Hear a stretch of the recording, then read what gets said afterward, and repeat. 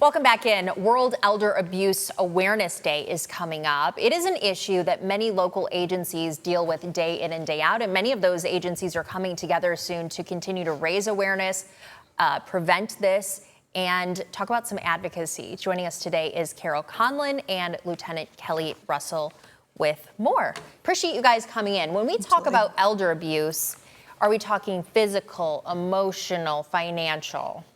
Whoever wants it. All of it.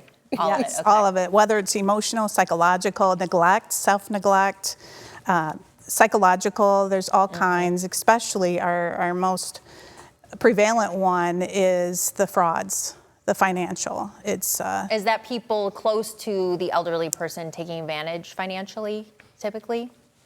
Yeah, it's a mix. It could be really close family members under the guise of, oh, I have a POA, a power of attorney, that they do not have. So it's always good to ask for those and ask to see it. Sad. Or it could be the couple down the street who suddenly are showing an interest in this elderly person who lives alone. The interest is usually something monetary related. Yeah. And Carol, we were talking about this. You're at this from the legal perspective. You're an attorney that helps out with this. Are you mostly getting contacted by people who are reporting this, or what is your role in trying to prevent this and address it? I have a few different roles. On the legal side, I am getting contacted by family members who need help, who might be wanting to apply to be guardian of that individual to help with these situations. Or it was something APS related, and through our organization who's putting on this wonderful conference coming up on June 15th, COPE. Yeah. And it's the Coalition of Organizations Protecting Elders. So I am the co-chair of that with Judge Puffenberger. I did a little bit of research before this interview because I wanted to see how big of a problem it was. I want to read a couple of headlines to you. This is from Cleveland.com. Lake County sees a rise in elder abuse reports, officials say.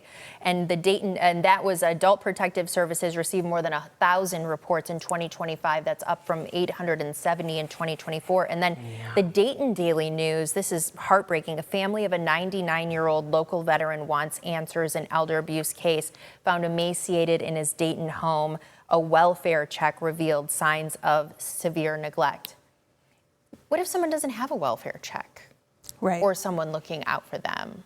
So it takes a whole community, right? Whether it's the postman that sees the person's not getting their mail, or behavior changes, spending differences from how they spent their money, or maybe bank officials that are noticing, a withdrawal of a money. That's definitely a change of behavior. So it's really a community effort to look at any changes of behavior that come in. It just can't be family members or neighbors or police. We're asking the Postal Service. We're asking banks. Like you would with child abuse. Absolutely. Really, anyone would report child abuse. Now older. Right. Yeah, I think that's a great way to look at it. That's a really good analogy. So tell us about this conference that you have coming up, and who is welcome to go to it, and what are you guys going to be talking about there?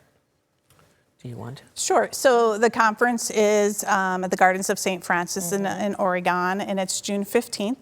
The community is welcome, and we're going to be talking about advocacy and different ways as a multidisciplinary approach to help those older population that are most vulnerable, and see how we can work together to lower all those statistics that you just mentioned, because it is heartbreaking. And is the biggest thing reporting this, what you see, or is this a problem that lives a lot in these care facilities? It really is if you see something, say something situation. It really is.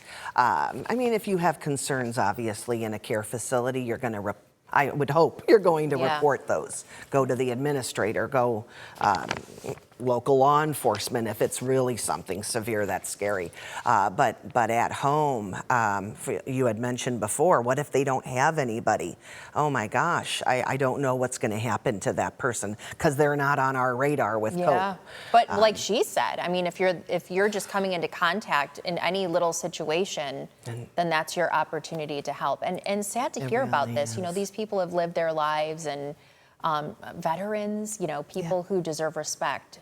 So thank you for the work that you're doing. We appreciate it. Absolutely. Can I just tell you one last thing? Please do. with those reports coming into Uh-huh. APS, a lot of them had always been self-neglect. The person isn't taking care of themselves. Now it really is going up Others. on the mistreatment and the misappropriation of funds and those kinds of Well, things. you ladies are doing important work, and we appreciate you trying to bring those numbers down and Thank you. and give these people the respect that they deserve. Absolutely. Thank Thanks you. so much. Thank you.